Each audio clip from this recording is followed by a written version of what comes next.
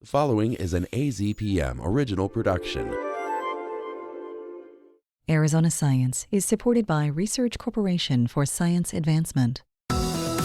For Arizona Public Media, I'm Tim Swindle, Professor Emeritus of Planetary Science at the University of Arizona, and this is Arizona Science.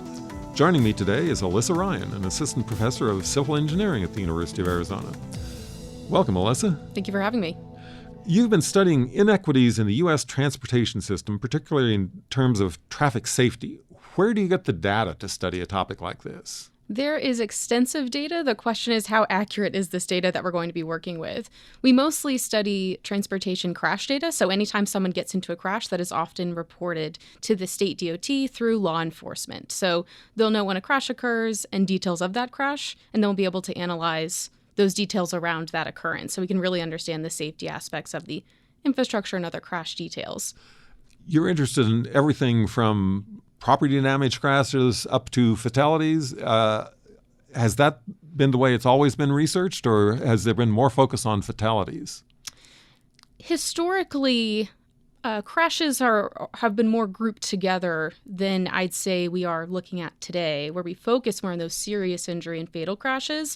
And we often lump fatal crashes and serious injury crashes together because the likelihood of a serious crash turning into a fatal crash can be pretty high. Let's say if the emergency medical services vehicle got there 1 minute later, that can quickly turn into a fatal crash. So with this new outlook called Vision Zero that a lot of cities are adopting, which is looking at zero fatal crashes and serious injury crashes, we are focusing a lot more on those types of crashes and kind of saying, well, if we have to accept some types of crashes, property damage only aren't too bad because no one is injured.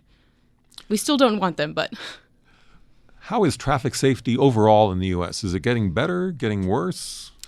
In the United States, we had per vehicle mile traveled an upward trend at the start of the pandemic, and we saw that for a period of time, which was certainly not what we wanted to see. We saw more aggressive driving. But across the U.S., we have been now going down again in those numbers. Unfortunately, a number of states, approximately, I believe 10, saw an increase in crashes. This is new news in 2021 to 2022, Arizona being one of those states. So Arizona saw an increase in crashes of about 8 or 9% from 2021 to 2022 in fatal crashes. Any way to figure out why? It's certainly a tricky question. There are so many factors that go into why a crash occurs, especially a fatal crash. Pedestrian crashes are very serious in Arizona. People are walking in this state outside, or people are cycling outside all year round. You don't see that in other states. So, and those are very vulnerable road users, pedestrians and cyclists and other types of things. So why it's happening, we're not quite sure. That's part of the research I'm looking into. What can we do about these types of crashes? But overall, yeah, we're not quite sure why they're going up in some states and not in others. One of the things that you found in your studies that surprised me the most is that there were inequities in crashes in terms of crash test dummies. How did you find that out? When I was a PhD student at the University of Massachusetts Amherst, we worked with some EMS, so emergency medical services data, connecting that injury data with crash data, which really has rarely been done before in like a couple counties in the U.S., but we combined all the Massachusetts data with that data. So to look into the specific injuries different people were getting in those crashes. This is not well studied. And my advisor suggested I look into different injuries in female and male drivers to try to see, are there different injuries that these people are getting in comparable crash conditions? So we're saying you had the same type of crash, you both have an angle, it was the same speed limit, the airbag went off or it didn't, all these similarities.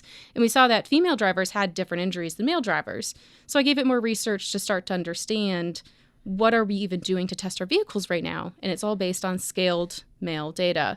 The federal government is picking this up and they're doing more about it to look into why are we not using accurate female test dummies in the driver's seat in particular, because right now they are not in the driver's seat, they're in the passenger seat. So that's certainly an area I'm pushing for and one we're seeing some progress in, but why they haven't been used to date, I believe that's just an inequity that we've seen. And it's an expensive to create a test dummy is very, very, very expensive, an accurate one. Well, thanks for talking with us and best of luck with your research. Thank you very much, Tim. Our guest today has been Alyssa Ryan, an expert on traffic safety. This is Tim Swindle, and you have been listening to Arizona Science. You can also listen to this and other Arizona Science segments by going to the AZPM website at azpm.org. Thank you to Research Corporation for Science Advancement for their support of Arizona Science. AZPM podcasts are made possible in part by donations from listeners like you. Learn more at support.azpm.org. Thank you.